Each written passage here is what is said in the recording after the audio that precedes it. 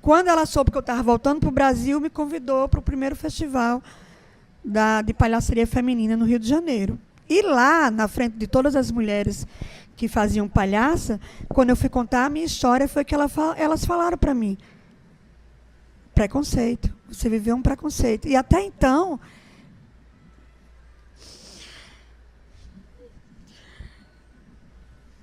quando eu conto essa história, eu fico assim.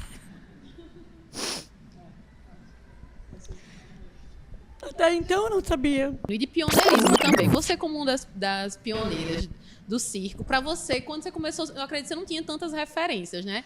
Como é para você hoje ser uma dessas referências para quem está começando também? E então, realmente foi bem difícil no começo, né, sem ter referências. Porque, na verdade, quando eu comecei essa trajetória de ser artista, vamos dizer assim, eu fui para fazer o curso de teatro, né, para ser atriz. Então, quando nós terminamos o curso, nosso grupo, aí fomos fazer uma peça para finalizar e tudo, e o diretor escolheu eu para ser uma das palhaças. Na verdade, no teatro, né, tudo tranquilo. Eu fui fazer palhaça, a primeira peça, e sem ter realmente nenhuma referência, não. A gente só cumpria o que mandava o roteiro da peça, né? E, na verdade, na segunda, quando a gente já terminou, a segunda peça que eu fui fazer foi Procura-se um Palhaço, de Ricardo Camelo, também um autor aqui do Rio Grande do Norte. Aliás, ele é do Rio, mas ele já é mesmo daqui há mais de 40 anos. Então, quando nós fomos fazer Procura-se um Palhaço, é que eu fui procurar referências do palhaço, né, para saber como é que eu ia entrar nesse mundo, que a gente ia representar realmente o mundo do circo. E eu não tinha nenhuma referência. E fomos atrás de circos aqui do Rio Grande do Norte. O primeiro circo foi o Facilita, que visitamos, mas também só tinha homens, não tinha mulheres. E outros grupos também, né, que também tinham Alegria aqui, que depois de muito tempo, depois de 15 anos já conhecendo o grupo, fiquei sabendo que tinha uma mulher no grupo, mas era como se fosse todos homens, né? Que é a Águida, que também fazia parte do grupo, mas se apresentava como todos homens. E aí eu não tive nem como assim me referenciar assim, ir atrás de uma mulher. Mas aqui que no Rio Grande do apagamento Norte. esse dela, né? Ser uma mulher, mas se apresentar como um homem no circo. Caramba. Não, então, mas aí eu fiz assim, no teatro eu me apresentei como mulher. Foi palhaça, a palhaça Ruja. Só que quando eu terminei e visitei tantos espetáculos, tantos circos, tantos palhaços, né? Eu não tinha mais essa vontade de ser atriz, tipo assim, eu vou estudar para ser uma atriz. Não, eu vou estudar o palhaço, eu quero ser agora palhaço. Que na época não falava o nome palhaçaria, né? Era palhaço mesmo. E eu terminei e fui com meu companheiro, que ele até hoje, que é Nil Moura, né? Que é o Palhaço Espaguete. Nós fomos viver a vida, né? Trabalhar como palhaço. E foi aí que eu comecei a saber o preconceito que havia com as mulheres, né? Até aí eu não conhecia. E aí, quando começou a vender a dupla, Espaguete e Ferrugem, as pessoas falavam que eram 2 palhaços, 2 homens. Aí, não, mas a gente tem um homem e uma mulher. Não, queremos 2 palhaços. A mulher é uma professora de jardim, que bota o narizinho e faz de conta que é uma palhaça, mas não, quero palhaço mesmo, palhaço. 2 homens. E perdi, assim, uns 4 contratos, né? Muito triste, porque ele teve que ir atrás de outro companheiro para fazer a dupla, para poder fazer os trabalhos. Que a gente ia viver da nossa arte. Era isso que a gente queria, viver da nossa arte.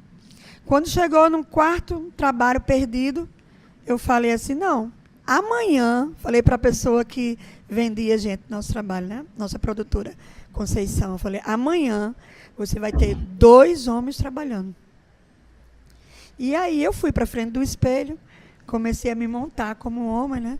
Coloquei gravata, um chapéuzão diferenciado, um pé enorme, um paletó enorme para cobrir os seios, né? Assim. E eu passei 5 anos sendo o palhaço Ferrugem, o homem, indo trabalhar com o palhaço Espaguete. Como é que eu fazia?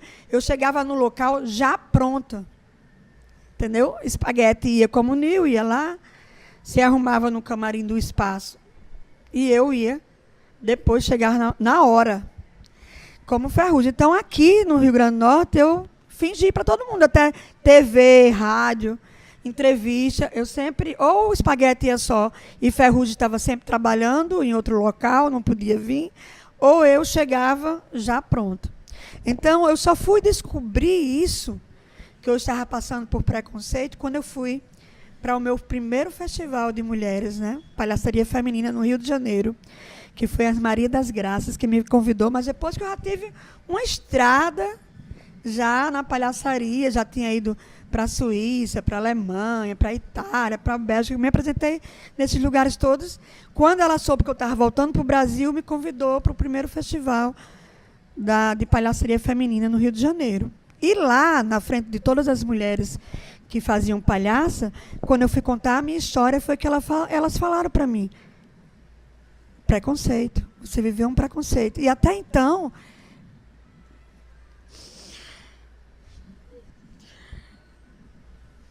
quando eu conto essa história, eu fico assim.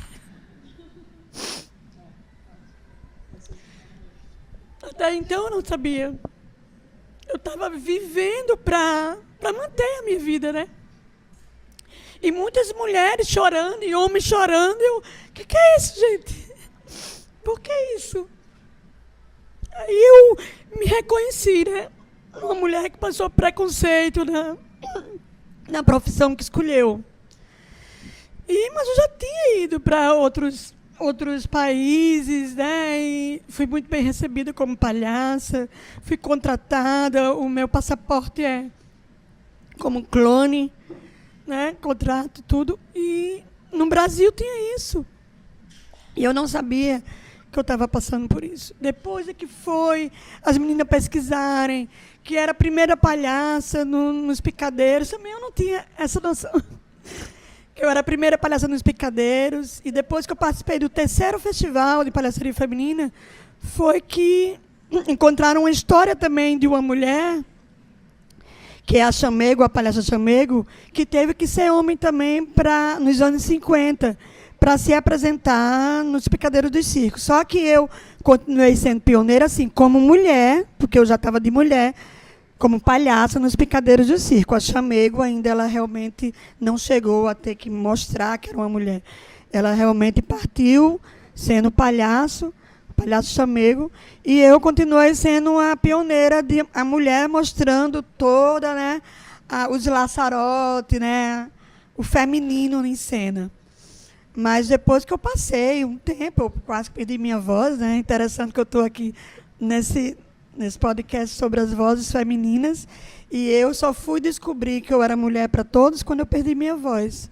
Eu fiquei com o Carlos, né, na voz assim, porque eu falava grosso, né? Eu falava como homem. Eu andava como homem, né? Vestia como homem, então. Aí o médico falou: você tem que parar, senão você vai ficar sem voz mesmo.